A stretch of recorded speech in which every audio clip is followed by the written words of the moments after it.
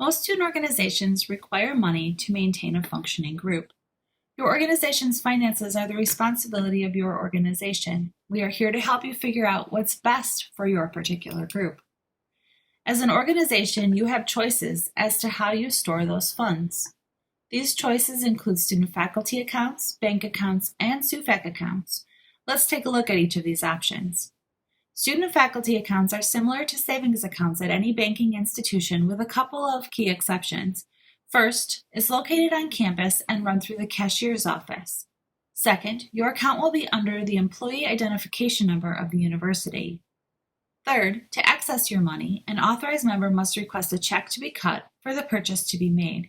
Checks may take up to 24 hours to be processed and printed.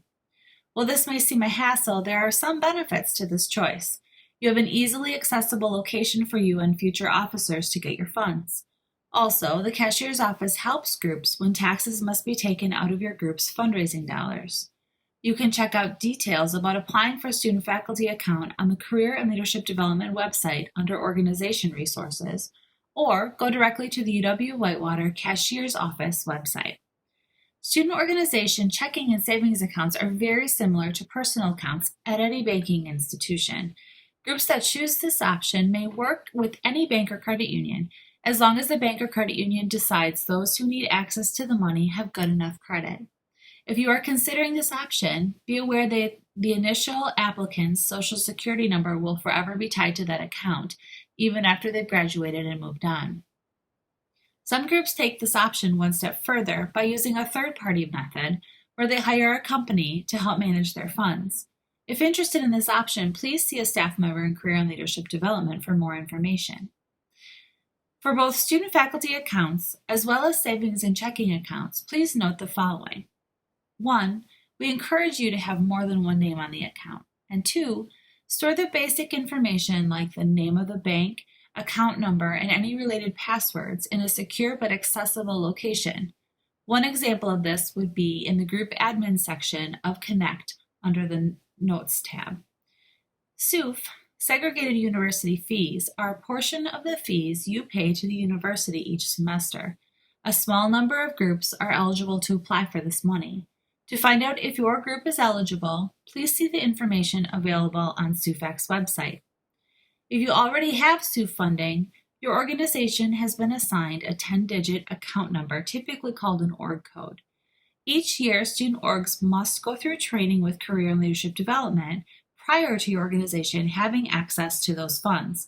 This annual training takes place in early September. A benefit for groups that maintain cashier's accounts or SUF accounts is that they often have access to the university's tax-exempt number. This code will allow for purchases to be made without tax. It also allows groups that fundraise to work in and with larger venues that require the groups they work with to have tax exemption.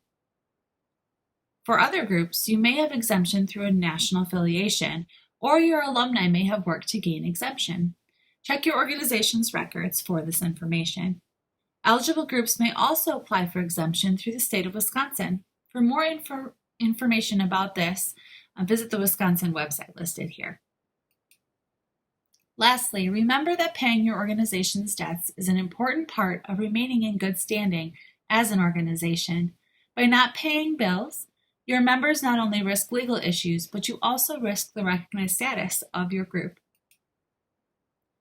When discussing finances and financial responsibility, we also want to mention a few details about contracts, third-party vendors, and licensing.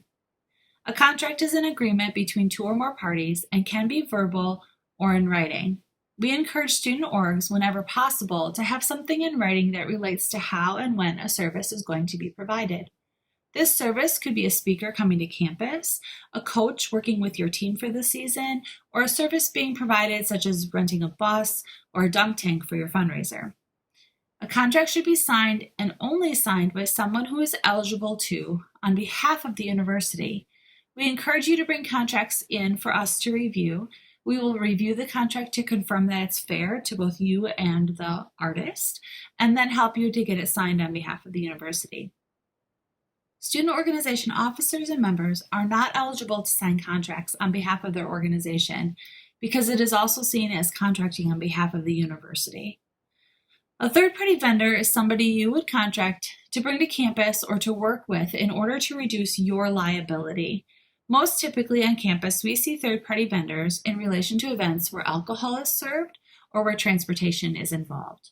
So a third-party vendor, for example, would be a bus company that provides transportation for your group. People could provide their own transportation, but by using a third-party vendor and paying that bus company, you are reducing the liability of the parties attending. The same would go for an event where alcohol is served. Rather than having your members purchase and check IDs and serve alcohol, it would reduce your liability significantly to have the event at a location where there are licensed bartenders and liability insurance, as well as a staff that knows how to check IDs and make sure overconsumption doesn't happen. Third-party vendors are not the cheapest way to go, but they are significantly able to reduce the risk of things like foodborne illness and legal issues if something bad were to happen. The UW-Whitewater Licensing and Trademark Agreement is a statement that says student organizations can use the university's name and logo, likenesses, and images. To use them, however, you have to do two things. You have to use them appropriately. The Trademark and Licensing Agreement goes over what the appropriate steps are and how it can be used. And you will have to work with a company that has the right to print things on behalf of the university. They're going to help make sure that anything you produce is something that you will actually be able to sell or give away once it's created. Please note that this agreement has to be completed whether you are selling an item or not. If you are giving an item with the university's name, logo, or other images away, it still has to be approved before having it created. Movie licensing is something that student organizations struggle with because we're always seeking ways to be social with our members.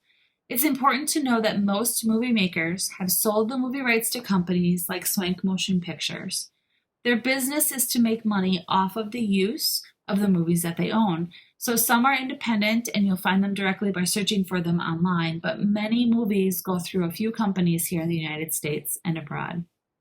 If you are interested in showing a movie, you'll need to either confirm that there are no rights to purchase, which is the case for some small films and educational documentaries, or you'll need to purchase the rights to show the film.